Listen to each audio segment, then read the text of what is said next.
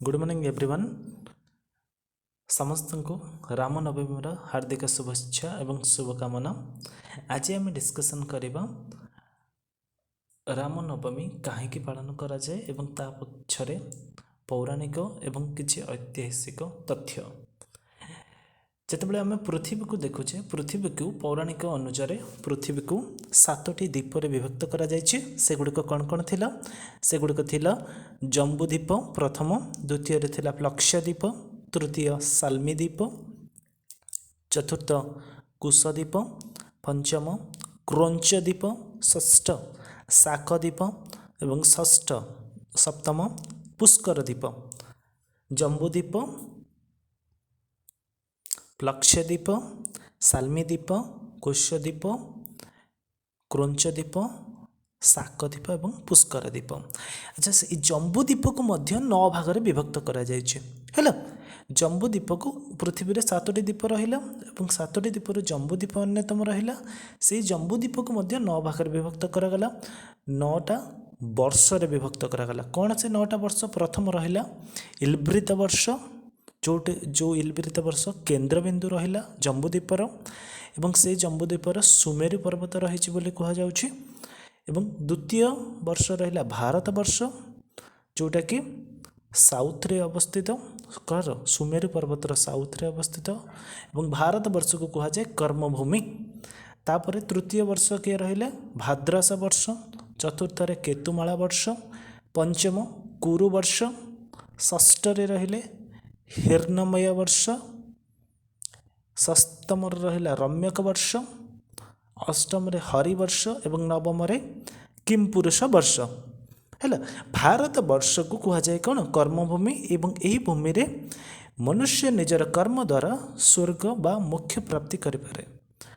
आउ जो 8टा वर्ष रहीगला, से 8टा वर्ष को कौन कह जाए ना भोग भूमि बोली कह जाए। विष्णु पुराण अनुसार समुद्रर उत्तर भाग एवं हिमालयर दक्षिण भाग में थिबा भूखंड ही भारतवर्ष। एवं भारत वर्ष को मध्य 9 भाग में विभक्त करा जायछि। 9टा द्वीप रे विभक्त करा जायछि। सेगुड़िक कौन कौन थिला?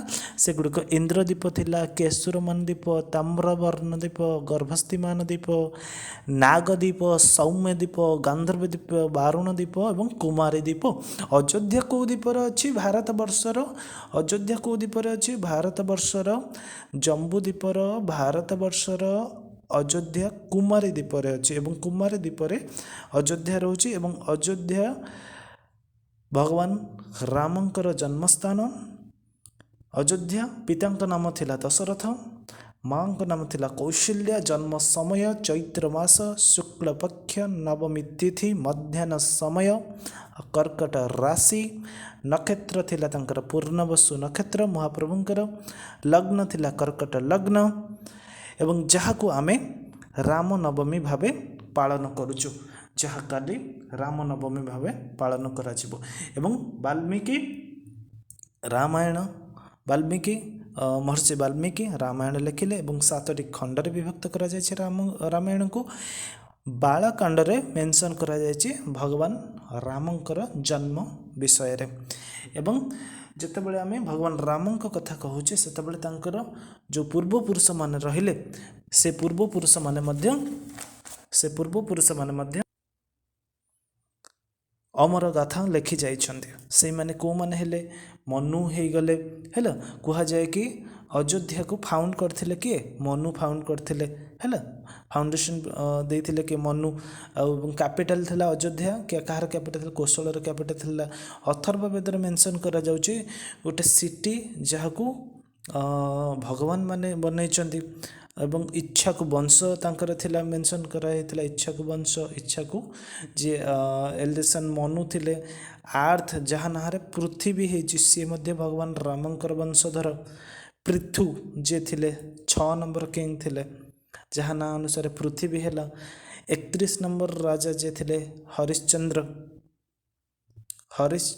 एवं तांका परे नेक्स्ट राजा स्टेज आसुचंदी कि राजा सागर, जहाँ ना अनुसार सागर हैला। एवं स्टार्ट प्रथम थर राजा सागर अश्वमेध सैक्रिफाइस करथिले। एवं राजा सागरଙ୍କର ग्रेट ग्रांडसन जे थिले भागीरथ सी माँ गंगाଙ୍କୁ तपस्या माध्यम धरित्री को आनी एवं भागीरथଙ୍କ ପରେ ପରେ मोस्ट इम्पोर्टाट राजा होचंदी भगवान रामଙ୍କର जो पूर्वपुरुष मैंने रहिले से होचंदी तांको रघुवंश बोली कहा जाए। रघुंकर ग्रांडसन होचंदी रघुंकर नाती होचंदी किए दशरथ दशरथंकर पुओ होचंदी भगवान श्रीराम मर्यादा पुरुषोत्तम श्रीराम।